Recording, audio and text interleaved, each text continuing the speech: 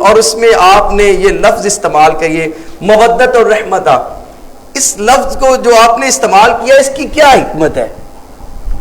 اچھا دیکھیے، اگر تو ہم لغوی طور پر ان چیزوں میں جائیں جو اللہ تعالیٰ نے فرمایا وَجَعَلَ بَيْنَكُمْ مَوَدَّةً وَرَحْمَةً، جی جی میں چونکہ حافظ نہیں تو اس لیے پھر میں ذرا قرآن پاک کی آیت لے لیتا ہوں، ذرا آسانی ہو جاتی ہے پڑھنے میں، اور ویسے بھی بار بار دیکھنے سے پھر جو قرآن پاک کے جو معانی اور مفاہیم ہوتے ہیں وہ اور زیادہ جھلکتے ہیں۔ جی بالکل۔ اللہ تعالیٰ نے اس جوڑے کو جو بنایا ہے تو اللہ تعالیٰ نے ایک بندوں کی اپنی کوشش ہے جو اللہ نے اختیار دیا ہوا ہے، ایک اللہ کا فضل بھی شامل حال ہے۔ تو اللہ تعالیٰ نے یہ فرمایا ہے کہ ہماری طرف سے جو ہے وہ کیا ہے، وَجَعَلَ بَيْنَكُمْ مَوَدَّةً وَرَحْمَةً، ہم نے تمہارے لیے جو ہے وہ اس میں مودت بھی بنا دی ہے اور اس میں رحمت بھی بنا دی۔ مودت سے مراد کیا ہے؟ دیکھیے، جہاں آپ رہنا چاہیں، کوئی آپ کے مزاج کا ہو یا نہ ہو، جی جی ٹھیک ہے، اس میں رحمت، شفقت، احساس کا درجہ ہو تو تب نظام چلتا ہے۔ جی بالکل۔ یوں کہہ لیجئے کہ اللہ تعالیٰ نے دو ذکر فرمائے، ایک مودت کا لفظ، ایک رحمت کا لفظ، اس میں دو طرح کے رشتے ذکر ہے۔ یا تو کوئی رشتہ بہت اچھا ہو جاتا ہے تو یا جسے پنجابی میں کہتے ہیں گلے پڑ جاتا ہے۔ جی بالکل ایسے ہی۔ تو اللہ تعالیٰ نے ان دونوں لفظوں میں دونوں چیزوں کا ذکر کر دیا۔ فرمایا پہلی بات تو یہ ہے کہ رشتے کو بناؤ ہی اس قدر خوبصورت کہ اس میں محبت کا یہ درجہ ہو کہ وہ محبت نہیں مودت ہو جائے، ایک لمحہ بھی دوسرے کے بغیر نہ رہ سکے، یہ مودت کا درجہ ہے۔ جس طرح کے بزرگوں نے لکھا ہوا ہے، محبت یہ ہے کہ کچھ لمحے یار کے بنا رہا جا سکے، اور مودت یہ ہے کہ ادھر نظر پھرے ادھر جان گزر جائے۔ جس طرح پانی کو، مچھلی کو پانی کے ساتھ مودت ہے، اگر آپ اسے نکالیں تو ایک لمحہ بھی نہیں رہے گی، تڑپنا شروع کر۔ فرمایا کہ پہلی بات تو یہ ہے، اسی لیے مودت کو پہلے ذکر کیا، رحمت کو بعد میں ذکر کیا۔ پہلی بات تو یہ ہے کہ آپس میں رہو ہی اس طرح کہ محبت سے اوپر والا، اچھا محبت جو ہوتی ہے وہ اتفاقی ہوتی ہے، مودت اتفاقی نہیں ہوتی۔ جی بالکل۔ محبت دکھنے میں ہو گئی بس بات ختم، مودت احساس ایک دوسرے کو ملنے سے، ایک دوسرے کی خیر خواہی کرنے سے، جیسے جیسے اب قریب ہوتے جاتے ہیں وہ محبت کا درجہ مودت میں تبدیل ہوتا جاتا ہے۔ جی بے شک بے شک۔ تو اللہ نے یہاں محبت کا ذکر نہیں فرمایا، یہاں پر مودت کا ذکر فرمایا کہ تعلق ہونا تو اس طرح چاہیے کہ وہ آہستہ آہستہ اس درجے پر پہنچ جائے جس کو اردو یا فارسی میں عشق کہیں جی جی، اور قرآن میں مودت کہیں کہ ایک لمحہ بھی نہ گزر سکو۔ تو دوسرا درجہ یہ کہ پلے پڑ گئی تو کم از کم رحم تو کرو ایک دوسرے پر۔ اللہ اکبر۔ رحم والی تو صورتحال ہونی چاہیے، نہیں کوئی چیز اچھی لگ رہی درگزر کرو۔ جی جی، آپ معاشرے میں رہتے ہوئے کہیں جاب کرتے ہیں، کہیں کلیبریشن میں آپ رہتے ہیں، کسی ہاسٹل میں، کسی آفس میں، 100 بندہ آپ کو اچھا نہیں لگتا، اس کا مطلب تو یہ نہیں کہ بندہ باہر وقت جو ہے وہ تلوار جو ہے وہ ہاتھ میں رکھے کہ اچھا نہیں لگ رہا، وہاں تو رحم کا ایک عنصر ہوگا نا، شفقت ہوگی نا۔ تو یہ دو ہی چیزیں ذکر فرما دی، فرمایا یا تو مودت والا درجہ ہو جائے گا، اگر نہیں تو پھر یہ نہیں کہ جان چھڑاؤ، پھر کم از کم رحم رکھو۔ جس طرح کہ نبی پاک صلی اللہ علیہ وسلم نے فرمایا کہ ضروری نہیں کہ عورت کی ہر چیز ہی تمہیں اچھی لگے، جی جی، کچھ اس کی ناپسند بھی ہوں گی، تو وہ ناپسند اس لیے چھوڑ دو کہ اس کی کچھ نہ کچھ پسند بھی ہے، کچھ چاہتے تو پسند ہوگی نا۔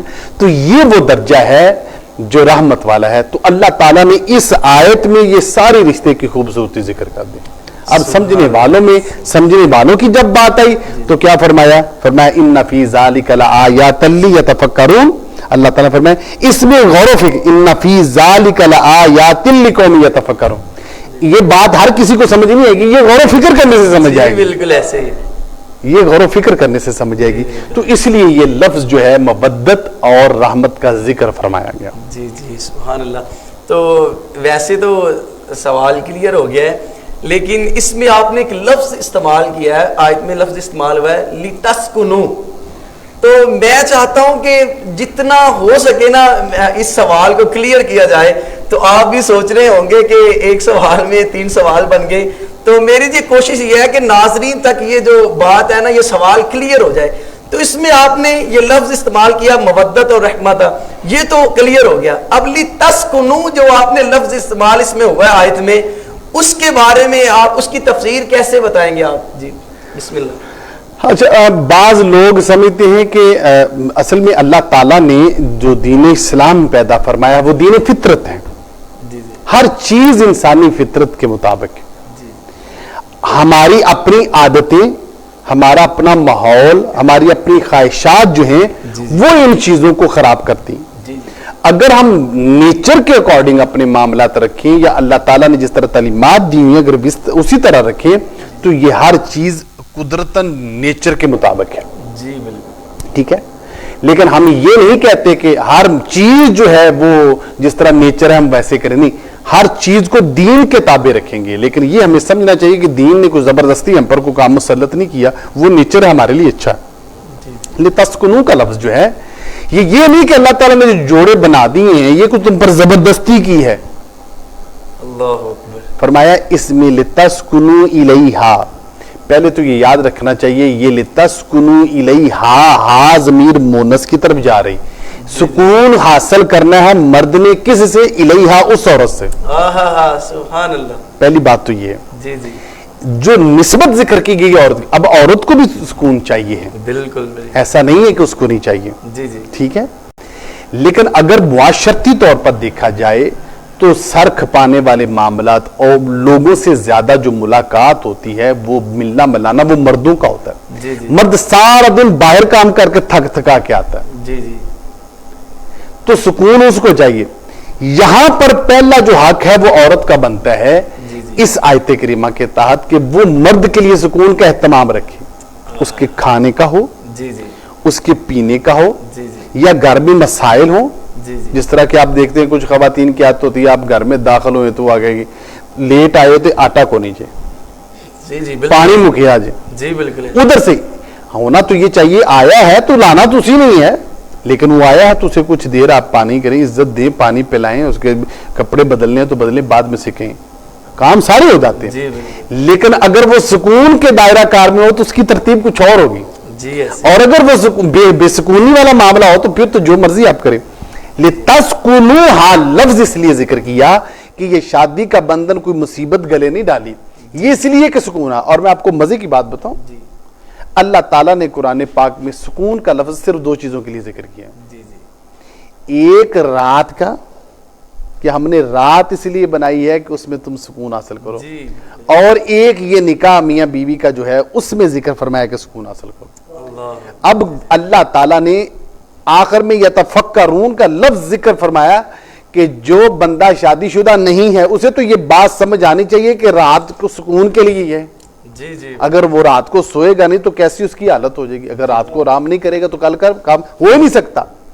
تو جس طرح رات اللہ نے سکون کے لیے رکھی ہے، بندہ سارے دن کا تھکا تھکایا آئے رات کو سکون کرتا ہے تو اس کا جسم فریش ہو جاتا ہے دوبارہ صبح کے. اسی طرح بیوی ہے، اسی لیے شادی کا جوڑا ہے کہ اس میں اللہ تعالیٰ نے سکون رکھے ہیں، راحت رکھی ہے، باتوں میں راحت ہے، کاموں میں راحت ہے، آپس میں ملنے میں راحت ہے. تو اللہ تعالیٰ نے لِتَسْكُنُوا إِلَيْهَا کا لفظ جو ہے اس میں بہت بڑا ایک سوال ہے. اور یہاں پر آپ کا سوال نہیں ہے، ایلیمنٹ ہو جائے گا، لیکن میں ایک سوال، بعض بندے دوسری شادی کرنا چاہیں تو ان کے والدین پوچھتے ہیں کہ تو دوجی کیوں کرنی؟ بالکل ایسے ہی یہ ان کا سوال ہوتا ہے. جی جی تو وہ جواب یاد رکھیں، لِتَسْكُنُوا إِلَيْهَا. پہلی شادی بھی جو فلسفہ ہے شادی کا وہ اولاد کے لیے نہیں ہے. جی جی اگر کوئی سمجھے کہ شادی اس لیے کی جاتی کہ اولاد ہو، بالکل. اگر یہ ہو تو نبی پاک نے کتنی شادیاں کی، بچے کتنے، ایک ہی بیوی میں تھے، بعد میں تو کسی میں نہیں ہوئے. بالکل. فلسفہ شادی میں بچوں کا نہیں ہے، فلسفہ جو شادی کا ہے وہ لِتَسْكُنُوا إِلَيْهَا ہے، وہ سکون کے لیے. اگر ایک بیوی سے سکون کا وہ درجہ حاصل نہیں ہو رہا تو اور کریں. جی جی تو یہ اس میں فلسفہ ہے. تو اب مرد کو بھی اس کے لیے اہتمام رکھنا چاہیے اور عورت کو بھی اس کے لیے اہتمام رکھنا چاہیے. اللہ اکبر. تو ناظرین آپ نے دیکھا کہ یہ سکون کے لیے معاملات ہیں. تو جیسا کہ مفتی صاحب فرما رہے تھے، اگر کوئی رات کو مرد جب گھر آتا ہے تو اس کے لیے وہ سکون نہیں ہوتا. اس کی جو بیگم ہے وہ کہتی ہے کہ تم لیٹ آئے ہو، کہاں گئے تھے. یہ